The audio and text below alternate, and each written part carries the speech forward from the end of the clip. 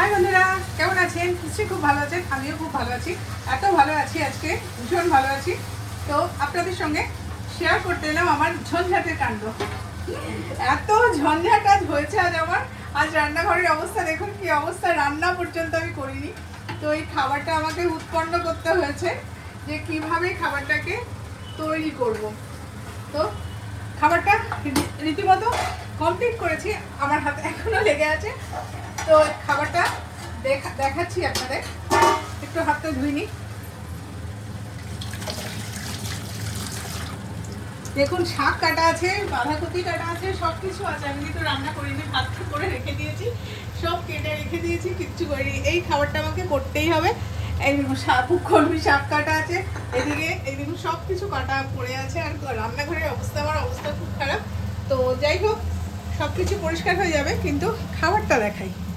এই দেখুন খাবারটা দেখতে কত শুকি গরম।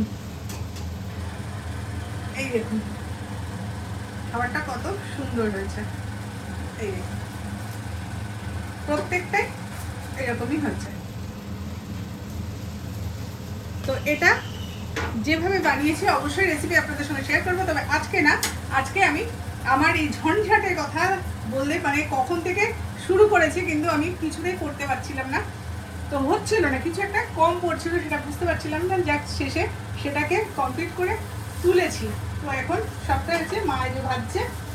তো যাই হোক, এই জায়গাটা জানানোর জন্য আমি এই ব্লগটা নিয়ে এলাম। তো খাবারটা খুব সুন্দর এবং খুব টেস্টি। আপনারা বাড়িতে বানিয়ে বানিয়ে খেয়ে নেবেন। টিফিন বাচ্চাদের দিতে পারবেন, টিফিন দিতে পারবেন, বা সন্ধ্যাবেলায় টিফিন করতে পারবেন। সবেতেই আপনি কিন্তু এটা করে খাওয়াতে পারবেন এবং ভীষণ পুষ্টিকর খাবার। এর মধ্যে প্রত্যেকটা সবজি দেওয়া আছে, বুঝতেই পারছেন। এই দেখুন সবজি, দেখতেই পাচ্ছেন যে কতগুলো সবজি দেওয়া আছে, প্রচুর সবজি দেওয়া আছে। এই দেখুন প্রচুর সবজি দেওয়া আছে, এতে মানে কিছু মোটামুটি বাদ নেই। সবই দেওয়া হয়েছে। তো এটা আপনারা দুপুরবেলায় লাঞ্চও করতে পারবেন। তো এই দেখুন, এই তেল দিয়ে দিই, একটু ভাজা হয়ে যাবে, বেশি তেল লাগবে না। আমি রান্না করলে ওকে একটু হেল্প করছিলাম। মা হেল্প করছিল, মানে ভেজে তুলছিল এই যে ভাজা। তো এটা খেতে সত্যি খুব সুন্দর, এবং দুপুরবেলায় ভাতের জায়গায় যদি এটা খান, ভাতেরও কাজ করবে, কারণ এর মধ্যে যা যা দেওয়া আছে, ভাত সবজি সব কিছুর কাজ করবে। এত সুন্দর একটা খাবার রেসিপি অবশ্যই শেয়ার করব পরের ভিডিওতে, পরের ব্লগে অবশ্যই আপনাদের সঙ্গে আমি শেয়ার করে দেবো। তো আজকে কি হয়েছে, এই করতে কি অবস্থা দেখুন, কটা বাজছে তার ঠিক নেই, আমার রান্না হয়নি। তো মাও ভাত খাবে কখন কে জানে। তো আমাদের এই অবস্থা আজকে মামে। তো আপনাদের এই কথাটা জানানোর জন্য এসেছি। আর এরপরে আমার রান্না হবে, বুঝতে পারছেন যে রান্না হবে, কখন ভাত খাবো জানি না। তো এটা খেলে পেট ভরে গেলে ভাত আর খাবোই না।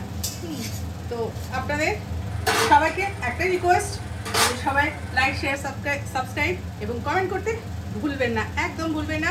সুন্দর সুন্দর কমেন্ট করবেন এবং সুন্দর সুন্দর অ্যান্সার দেব। অবশ্যই সবার পাশে থাকি, সবার পাশে থাকবো। আর সবাইকে সাপোর্ট যেমন করি, আমি সবাইকে তেমনই সাপোর্ট করব। কোনো অসুবিধা নেই, বিশ্বাস করে সবাই আমার পাশে আসবেন, সাপোর্ট করবেন, এটা আমার হাম্বল রিকোয়েস্ট। আর আজকের মতো টাটা।